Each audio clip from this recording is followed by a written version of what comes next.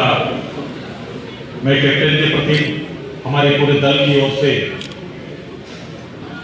उनकी वीरता को सैल्यूट करते हैं और इस हिम्मत को दाद देते हैं कि उनके पिता आज मंच पर हजारीबाग की आने वाली चुनौतियों पर अपनी उद्गार न देते हुए अपने उपस्थिति से ही सहमति देने का काम किए हैं, तो मैं उनका हार्दिक स्वागत और अभिनंदन करता हूं।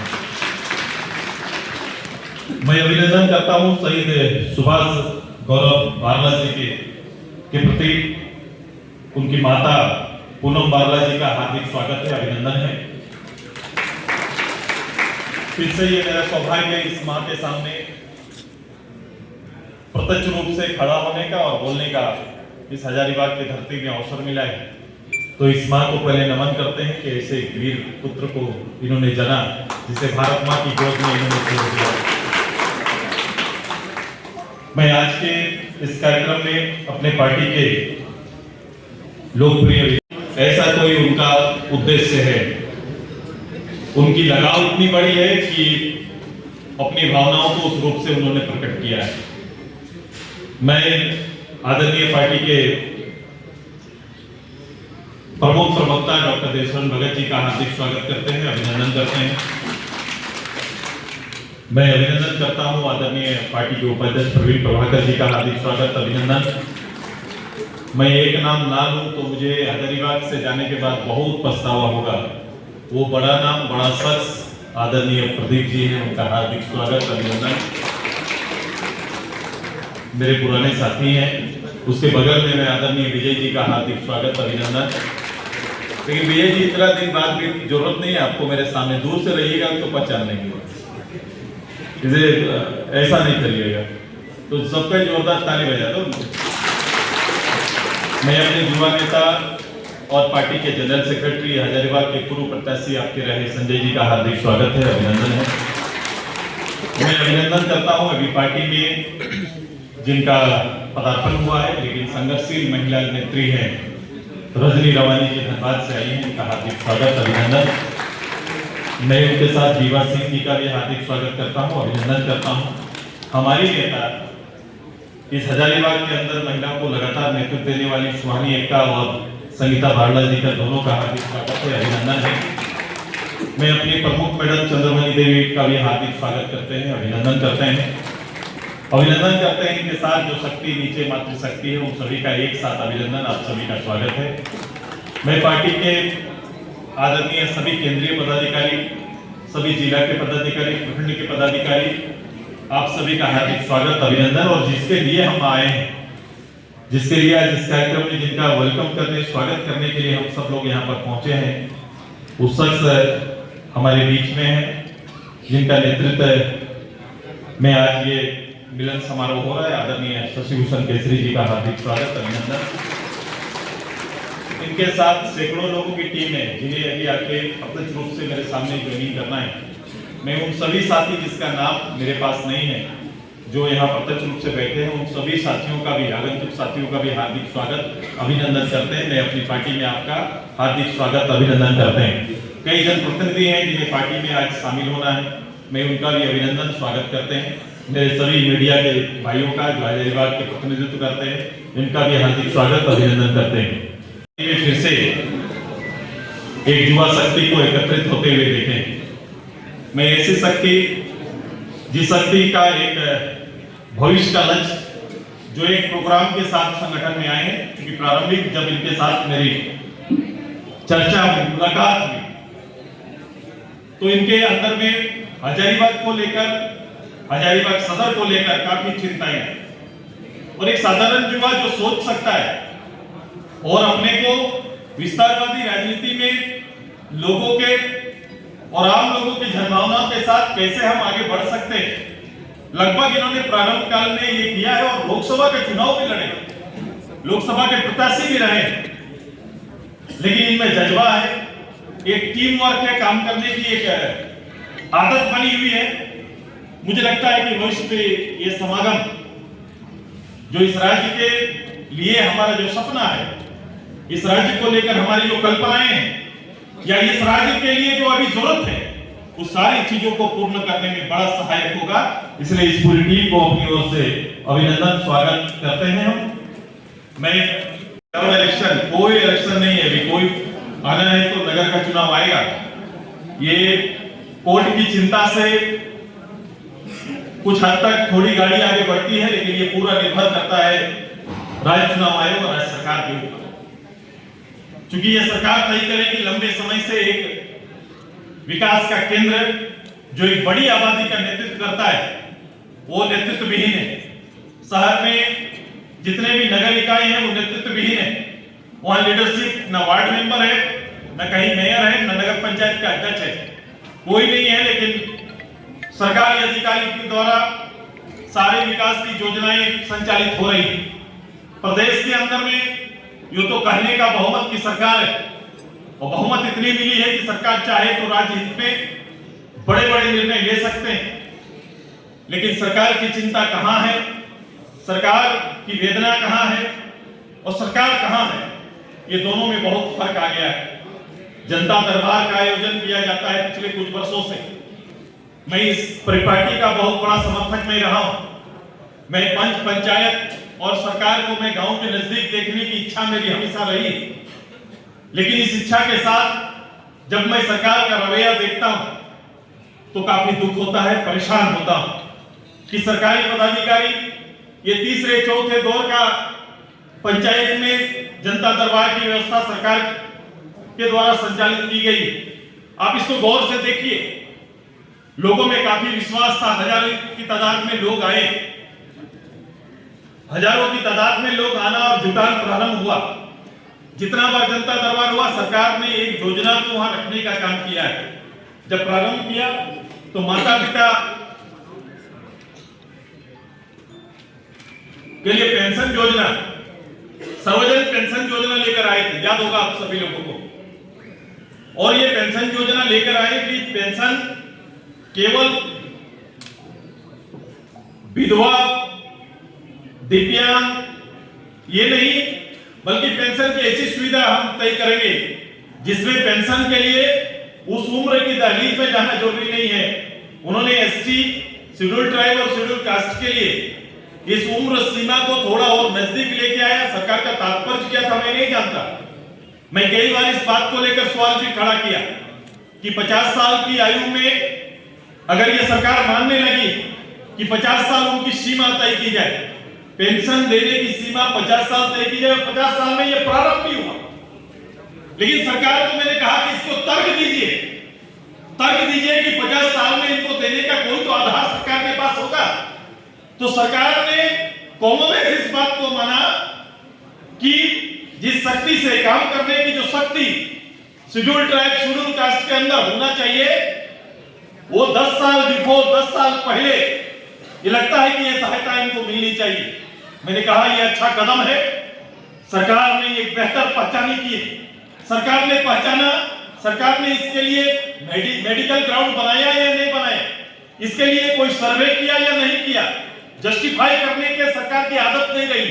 लेकिन मैं ऐसे ही सोचता हूं कि सरकार ने यह निर्णय किया कि बिफोर 10 साल पहले यह सुविधा उनको आ जाना चाहिए। यह अच्छी पहल है। लेकिन मैं ये कह रहा हूं कि सरकार ने इसके साथ साथ यह स्वीकार भी कर लिया कि शेड्यूल ट्राइब और शेड्यूल कास्ट के अंदर में काम करने की क्षमता 50 साल तक ही है।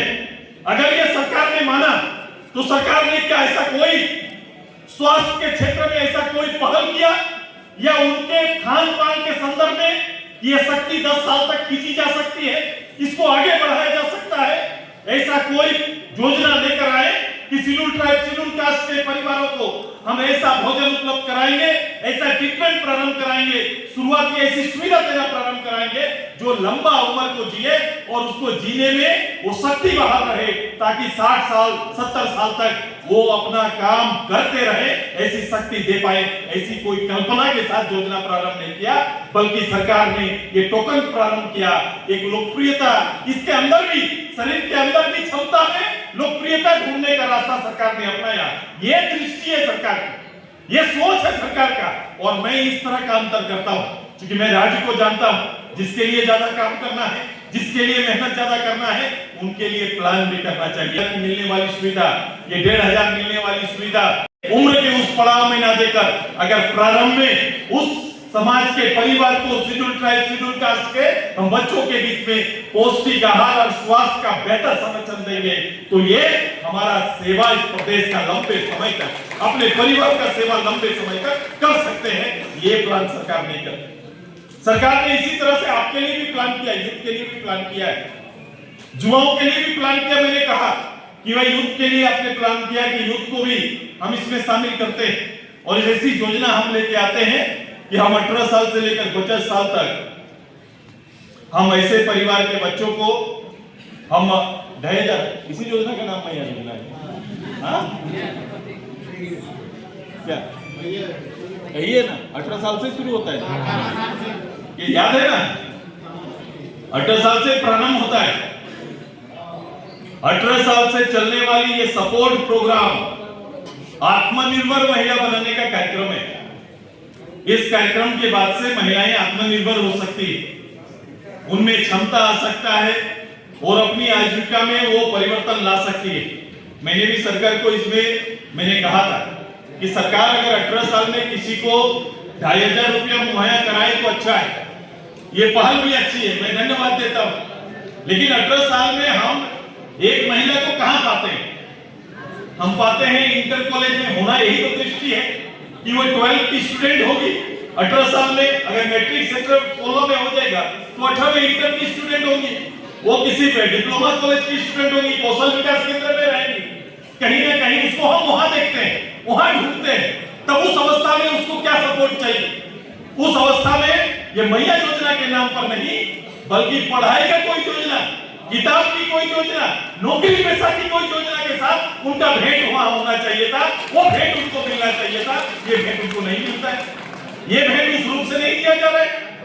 18 साल में ही जीवन काटने की सुविधा दे दी जा रही है। अब वो जीवन बनाएंगे, वो परिवार के लिए आगे का कार्यक्रम तैयार करेंगे या फिर वो उस अवस्था में आ जाएंगे जिस अवस्था में 50 साल की महिलाएं अपने आप को और सहायता के रूप में मिलने वाला अनुदान के रूप में लेना प्रारंभ करते। ये जस्टिफाई नहीं करता है, ये जस्टिफाई नहीं करता कि एक लंबे दूरगामी राजनेता या राज्य को चलाने वाला, इतनी बड़ी बहुमत में लेकर इस राज्य की कल्पना करने वाला या राज्य का थोड़ा भी चिंता करने वाला राजनेता इस दृष्टि से नहीं सोचता है। युवाओं के लिए अभी चर्चा कर रहे थे, अभी हमने बात की कि 11 लाख मैट्रिक और इंटर के बच्चे पास आउट होते हैं। सपना देखे थे 2000 हम लोग ने, ये युवराज ने, इस प्रदेश के युवराज ने सपना दिखाया कि मैं आऊंगा, मेरी सरकार आएगी, मैं नौजवानों के लिए नौकरी का पिटारा खोल देंगे, मैं साल में 5 लाख नौकरी और 5 साल के अंदर 25 लाख युवाओं को नौकरी देने का हम काम करेंगे। 5 साल के अंदर में ये समय 19 से 24 पार भी हो गया। मैंने हाउस के अंदर सदस्य के रूप में मैंने पूछा था कि सरकार सरकारी नौकरी 10,000 भी मुहैया नहीं करा पाएंगी, और रिकॉर्ड्स निकाल के देख लीजिए, पिछले 19 से लेकर 24 तक कोई सरकारी नौकरी, वो 10,000 नौकरी भी लोगों को नहीं दे पाए। ये सरकार की सच्चाई है। जहां 25 लाख का सपना दिखाया गया, इस बार भी 10 लाख लोगों को सपना दिखाया गया। हजारीबाग के अंदर सर्टिफिकेट बांटा गया था। मैंने अपने कुछ साथियों से पूछा कि मुख्यमंत्री आज जा रहे हैं, 8,000 लोगों को सर्टिफिकेट बांटेंगे इसी हजारीबाग के अंदर में। मैंने कहा कि हजारीबाग के अंदर में मिलने वाले सर्टिफिकेट प्राप्त करने वाले जो नौजवान यहाँ पर लेके गए थे वो सरकारी नौकरी का नहीं था। कौशल विकास केंद्र से ट्रेनिंग लिए हुए नौजवान को सर्टिफिकेट थमाया गया और नौकरी चेन्नई में सुनिश्चित करने के लिए कहा गया कि आप चेन्नई चले जाइए, आप बंगलोर चले जाइए, आप मुंबई चले जाइए, वहां 12,000 का नौकरी आपके लिए, 8,000 से 12,000 का नौकरी हम देंगे। और मुख्यमंत्री इसी प्लेटफॉर्म में आकर ये सर्टिफिकेट बांट के चले गए। आज संस्था में वो काम कर रहे हैं, किस संस्था में जी रहे हैं, तो मैंने कई लोगों से संपर्क किया, उन्होंने कहा भैया हम लोग ने सर्टिफिकेट लिया और जाना ही बंद कर दिया, 8,000 वहां जाएंगे, उससे अच्छा पुरखों का खेती बाड़ी कर लेंगे, तो उससे ज्यादा घर के अंदर में हम लोग काम कर लेंगे, उतना ज्यादा हम लोग करवा लेंगे। आने वाले समय में ये 11 लाख मैंने नाम लिया, मैट्रिक में इंटर में 11 लाख बच्चे पास हो रहे हैं। अब ये 11 लाख प्रत्येक साल, मैं आंकड़ा यही मानूं तो प्रत्येक साल 11 लाख प्लस होते जा रहे हैं। ये ऊपर बढ़ते जा रहा है। 3 लाख नौकरी में 6 साल से सरकार खेल रही है युवाओं के भावना से। सरकारी नौकरी सब मिला लेंगे तो 3 लाख नौकरी और 1% आबादी को न छू पाएगा। इस नौकरी में सपना दिखाया जा रहा है उज्जवल भविष्य का। ये नौकरी उज्जवल झारखंड का सपना दिखा रही है। यही राज्य की सच्चाई और यहाँ की सरकार की सच्चाई देख रही है। मैं आप सभी से आग्रह करता हूँ, मैं आज हजारीबाग की उपराजधानी में हूँ, ऐसा मुझे महसूस हो रहा है। उपराजधानी में है ना, ये राज्य का उपराजधानी बनेगा, गौरव का क्षण। ऐसे लगा कि एक ऐतिहासिक नगरी हजारीबाग को प्रतिष्ठित करने के लिए मुख्यमंत्री ने घोषणा कर दिया कि मैं आऊंगा हजारीबाग, घाटमगंज, धनबाद और दुमका, ये चाईबासा में उपराजधानी का दर्जा देंगे और बनाएंगे। जो दर्जा, जिला दर्जा प्राप्त, प्रमंडल दर्जा प्राप्त, उनके स्ट्रक्चर हम सुरक्षित नहीं रख पा रहे हैं और ये गौरव प्राप्त करने की तैयारी मुख्यमंत्री कर रहे हैं। अगर मुख्यमंत्री जैसा पद राज्य का मुखिया इतना गैर जवाबदेही अगर बात करता हो, ऐसे गैर जवाबदेही से बात करके ऐसे निकल जाता हो, अब सोचो उस राज्य का क्या हो सकता है, यहाँ के युवा, मजदूर, किसान का भविष्य क्या हो सकता है। हम हजारीबाग के सबसे चर्चित विषय यहाँ का एनटीपीसी, यहाँ आने वाला कोल माइंस और उससे विस्थापित परिवार जो इतना दिन से लगातार धरना पे बैठा हुआ। सरकार को सूद लेने का समय नहीं है, सरकार को चिंता नहीं है। वो राज्य को रांची महानगर कल रात को निकले थे, बोल रहे सब चैन से सो रहे हैं कि नहीं, थोड़ा देखने के लिए निकले। राजा रात को निकलते थे, ये कहानी तो सुना होगा, लेकिन लंबे समय तक रात बिताने वाले, कई जाड़ों को ऐसे ही पार करने वाले, गर्मी पार करने वाले अभी धरना पर बैठे हुए हैं। मुख्यमंत्री उस पर भी कभी गौर कर लीजिए ताकि वहां का रास्ता निकले, निराकरण निकले। ये कम से कम होता है। ये चीजें इस राज्य के लिए अब ऐसे ही हो गया और मैं गंभीर रूप से इन चीजों पर बात करने, न केवल काम करने के लिए निकला हूं। इस राज्य को अगर आगे ले जाना है तो मात्र सपना देखने से नहीं हो सकता है। इसके लिए नौजवानों को काम करना पड़ेगा और ये याद रखना, इस प्रदेश को कोई बर्दाश्त नहीं देगा। अगर ये सोचते हैं कि कोई आएगा और हमारा काम छूमंतर करके चले जाएगा, ऐसा होना नहीं है, बल्कि आपको अपना पसीना ये सार्वजनिक राजनीतिक जीवन में बहाना पड़ेगा। ये आपको सुनिश्चित करना पड़ेगा कि आपकी समस्याओं का हल आपको ही खुद निकालना पड़ेगा। इसके लिए अब नौजवानों को संगठित होना है, छोटी छोटी शक्तियों को एकत्रित करना पड़ेगा और आने वाले समय जो हमारे शहीदों का ये प्रदेश, जिसके बारे में लोग कहानी पढ़ते, जिसके बारे में केवल रचना के रूप में अपनी बात बोल के चले जाते और अपनी एक दावा करके चले जाते हैं, इतिहास में लिखे या इतिहास बन चुके लोगों को केवल और उनके संबोधन से आपका इतिहास ना सुधरने वाला है। वो तो सबक है, वो एक उदाहरण है। भविष्य निर्माण आपको आपके हाथ में है, आपको खुद करना पड़ेगा। इसी से द्वंद्व नहीं है।